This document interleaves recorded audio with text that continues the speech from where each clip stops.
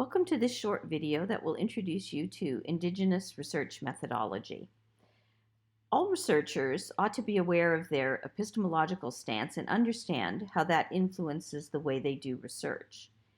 Indigenous research methodologies goes beyond this and anticipates that researchers will adopt and work within the epistemological perspectives of research participants, in this case, Indigenous peoples and communities. There's an overlap between a social constructivist epistemology and an indigenous epistemology, but in the latter, there are important differences. So, indigenous epistemology emphasizes several things: that knowledge is embedded in communities, and that in large part it's entrusted to what are called traditional knowledge holders, oftentimes also referred to as elders. That knowledge is communicated through oral traditions and storytelling is prevalent.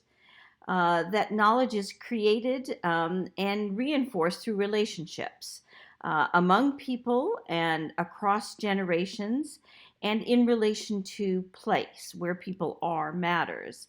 And then finally, indigenous epistemologies reflect a respect for the land and this idea of a reciprocal relationship with all elements in the world: plants, animals, objects, as well as people, and the idea that all elements of the world are considered animate. So the three main principles that summarize an indigenous epistemology are relationality, an interconnection between the sacred and the secular, and holism. So relationality refers to the fact that presumably we are all related to each other and to the natural environment and to the spiritual world, and that these relationships create interdependencies.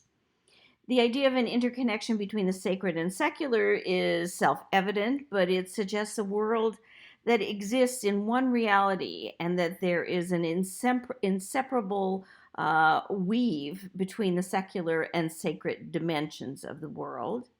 And then the final main principle is holism, which is just to bring those things together and say that knowledge is interconnected and that inseparable dimensions of knowledge are the spiritual, the natural, and the human. So here are two images that help to sort of visualize what an indigenous epistemology might look like. So the first image compares an ecosystem to an ecosystem, and you can see how an ecosystem, oftentimes associated with a more Western view, privileges humans over other living things, and the ecosystem, more consistent with an indigenous epistemology, sees all living things as being interconnected, equally important, embedded with one another. So this pyramid versus a circle, and a different positioning of people in relation to all other living things. The other image that's oftentimes used to communicate what an indigenous epistemology is the medicine wheel. So typically a medicine wheel is a circle, and that circle, of course, has a metaphoric meaning and represents the infiniteness of life. And there are four quadrants in the circle, each representing teachings. For example, the colors are sometimes, and they're not the same for all indigenous groups, but represent four races: black, white, yellow, and red. The teaching here, of course, is that races are all equal.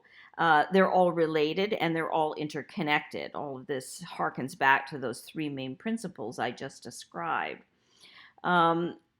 The story of one, in some senses, can't be understood outside of the story of the whole.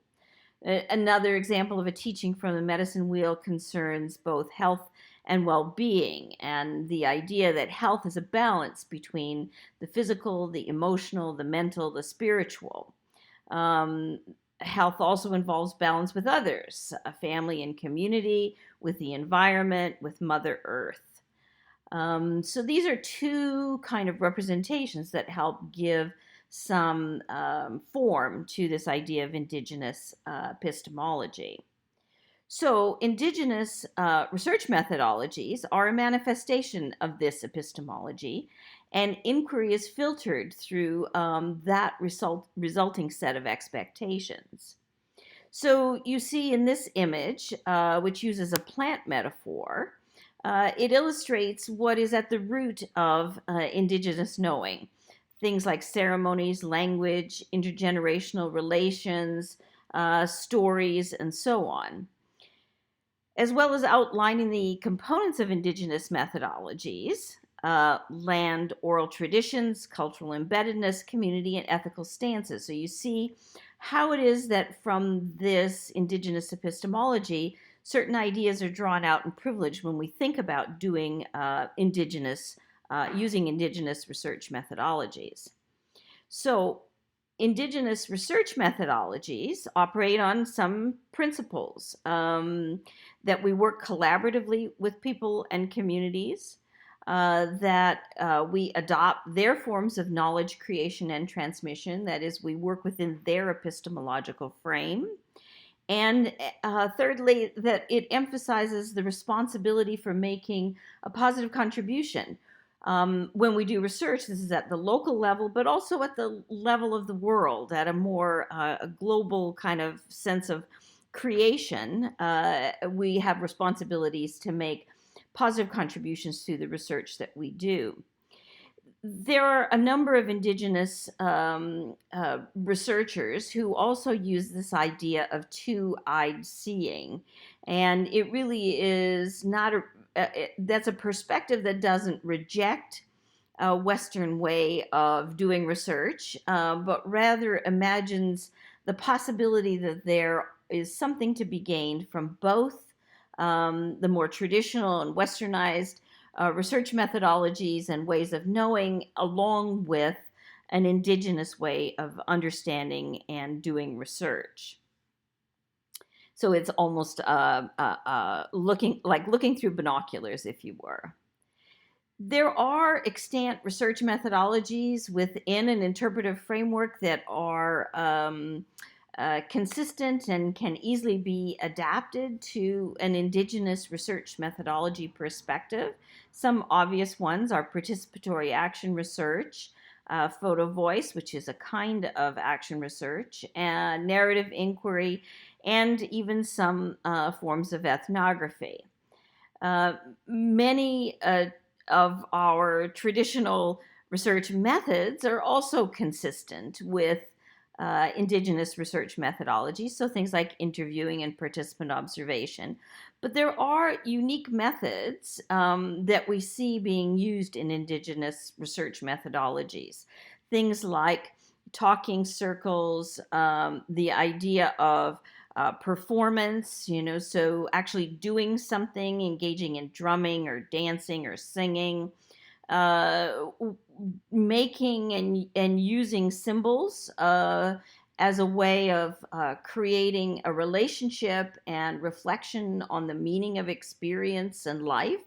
So working with people using the kind of symbol making within an indigenous framework like dream catchers or painting or beading as well. And then lastly, the use in some indigenous communities of psychotropics in order to explore oftentimes the spiritual world, but as a result, the connections between, again, the secular and the sacred. So you may be familiar with ayahuasca or the use of coca leaves that give you a different perspective or different access to understanding and knowledge.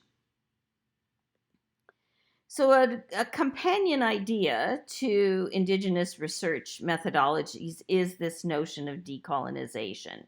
And Linda Smith outlines what she sees as the critical questions that support decolonization of research and, as a consequence, support indigenous research methodology. So she asks these questions: whose research is it? Who owns it? Whose interests are served? Who benefits? Who gets to decide what questions are asked? who will actually do the research, who will write it up, how will the results be used and be disseminated. So it is a conscious confrontation with the colonial past that research has had. So being very upfront and very specific about that. So if you're interested in exploring these ideas further, here are some resources that are worth taking a look at. There are a number of books here that might be of interest, and I've also given a link to a guide that's on the UBC's library website on Indigenous research, and that's worth checking out as well. I also give you here links to 3 examples, 3 studies that use an Indigenous research methodology in different fields with different focuses. So on the one hand, Lavallee's study looks at the idea of using sharing circles and symbol-based reflection. In this case, people made many different kinds of symbols. You can see an example of a dream catcher that someone made. An article by Bessarab and Nengdu, who talk about yarning, the idea of talking as a way of communicating, and they're researchers from 2 very different backgrounds, one African, one Australian, I believe. And then an article by Susan Chiblo that looks at the ways in which understanding the ways in which elders, in this case particularly women, hold knowledge about something, in this case, sustainable water use. So each of these are quite different topics, different disciplines, but they give you some touchstones to look at what it is that Indigenous research methodology looks like. There's much more to explore, but that gives you an introduction.